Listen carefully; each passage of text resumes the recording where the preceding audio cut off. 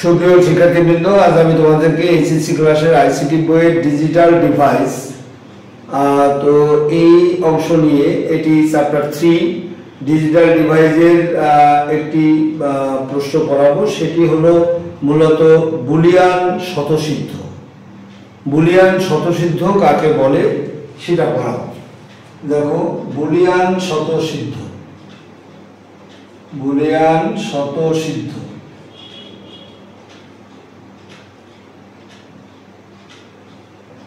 দেখো, বুলিয়ান অ্যালজেব্রায় আমাদের যোগ, গুণ এবং পূরকের সাহায্যে সমস্ত কাজগুলো করা হয়। কি বলেছি যে বুলিয়ান অ্যালজেব্রায় যোগ, গুণ এবং পূরকের সাহায্যে সমস্ত কাজগুলো করা হয়, কিন্তু যোগ ও গুণের ক্ষেত্রে আমাদের কতগুলো নিয়ম অনুসরণ করতে হয়। এই যে নিয়মগুলোকে আমরা বলে থাকি বুলিয়ান স্বতঃসিদ্ধ। এই স্বতঃসিদ্ধগুলো আমি এখানে দেখাচ্ছি। সেই স্বতঃসিদ্ধগুলো দেখো। তো এখানে হলো স্বতঃসিদ্ধগুলো অরের ক্ষেত্রে। অরের ক্ষেত্রে হলো, অরের ক্ষেত্রে 1 নম্বরে হলো a প্লাস 0, এটা সমান সমান আমরা a লিখতে পারি। তো প্লাসটা এখানে প্লাস বলে না, প্লাসটাকে মূলত অর বলে। যোগের কার্য যে সম্পন্ন করে তাকে বলে অর। এবারে হলো 2 নম্বরে হলো a আমাদের প্লাস a, এটা সমান আমরা লিখতে পারি a। 3 নম্বরে আমাদের a প্লাস 1, এটা সমান সমান আমরা লিখতে পারি a। এবারে হলো আমাদের 4 নম্বরে হলো a প্লাস a নট, এই যে এটা সমান সমান আমরা লিখতে পারি 1। সরি, এটা ভুল হয়ে গেছে, এটা সমান 1। a plus 1 equal to 1, a plus a not equal two মূলত 1। এন্ড এর ক্ষেত্রে আমরা লিখব 5 নম্বরে a ইনটু 0, এটা সমান লিখব আমরা a ইনটু 0, এটা সমান লিখব 0। 6 নম্বরে a ইনটু a, এটা সমান লিখতে পারবো আমরা a। 7 নম্বরে a ইনটু 1, এটা সমান লিখতে পারবো আমরা a। 8 নম্বরে a ইনটু a নট, এটা সমান সমান লিখবো আমরা 0। আমি বুঝাচ্ছি, আগে লিখতেছি তারপরে। এবারে হলো নটের ক্ষেত্রে। নটের ক্ষেত্রে হলো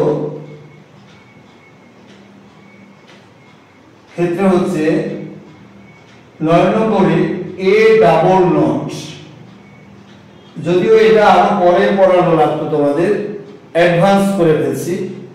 তো a ডাবল নট সমান সমান আমরা লিখতে পারি a। আমি স্বতঃসিদ্ধ আরো আমাদের আছে, আমি এখানে মিনিমাম পর্যায়টা আমি এখানে দেখালাম। এখন এর পরবর্তীতে আমি এই স্বতঃসিদ্ধগুলো আরো ডিটেইলস আকারে তোমাদেরকে দেখাবো। তো এখন এই জিনিসগুলো আমি দেখাইলাম। আর এই যে এখানে দেখো, এখানে আমরা দেখো a যোগ 0, এটা সমান a। 0-র সাথে যা যোগ করেছি এটা সমান a, আমরা অটোমেটিক লিখতে পারি। আমরা আগে থেকেই যেটা জেনে আসছি, এর সাথে a যোগ করলে গণিতের স্যারেরা বলবে টুয়াইস a। কিন্তু আমরা এই এর মানটাকে যদি মনে মনে 1 ধরি বা 0 ধরি, যদি 1 ধরি, তাহলে 1 যোগ 1 ইকুয়াল টু যদি 1 হতে পারে, তাহলে a যোগ a ইকুয়াল টু আমাদের a হতে পারবে। ওই লজিক অনুসারে। এবারে a যোগ 1, দেখো এই ধরনের যোগ আমরা কখনো পাইনি, যে একটা এর সাথে একটা সংখ্যা যোগ করা, এটা আমরা পাইনি।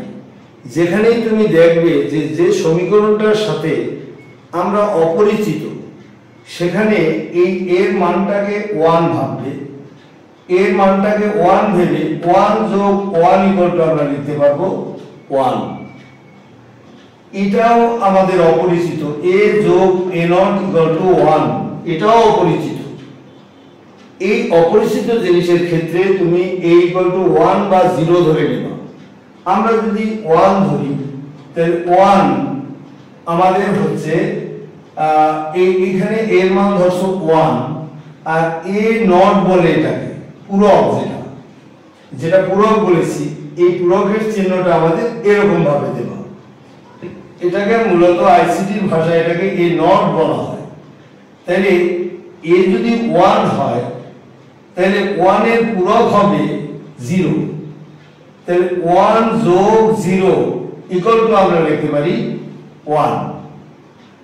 এন্ড এর ক্ষেত্রে দেখো এর সাথে 0 গুণ করেছি, এর মান হয়ে গেছে 0, 0 এর সাথে যা গুণ দেব তার মান 0।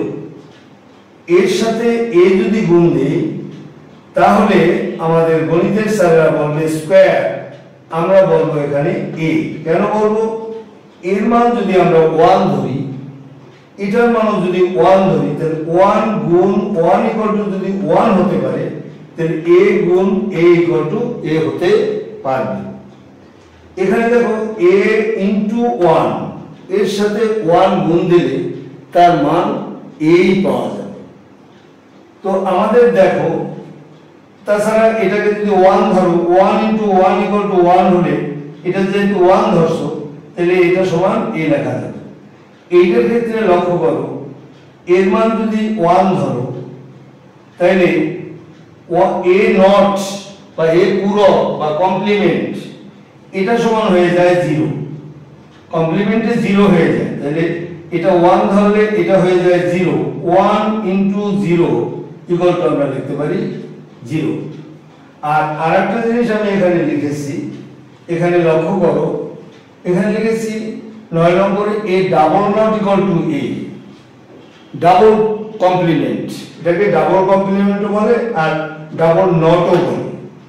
তো এখন দেখো, যদি এইখানে এই যে নট এবং নট, এই দুটো নট যদি মিলিত হয়, তখন তারা সেখানে নিউট্রাল হয়ে যায়, অর্থাৎ a ডাবল নট সমান আমরা লিখতে পারবো a। যদি এখানে মনে করো এরকম অনেকগুলো নট দাও, এই বা আরো একটা নট দাও, তাহলে লক্ষ্য করো এই ডাবল নট আউট, এই ডাবল নট আউট, একটা থেকে যায়, এটা সমান লিখতে পারবো a নট। তো আমি এই মিনিমাম জিনিসগুলো এখানে প্রদর্শন করলাম।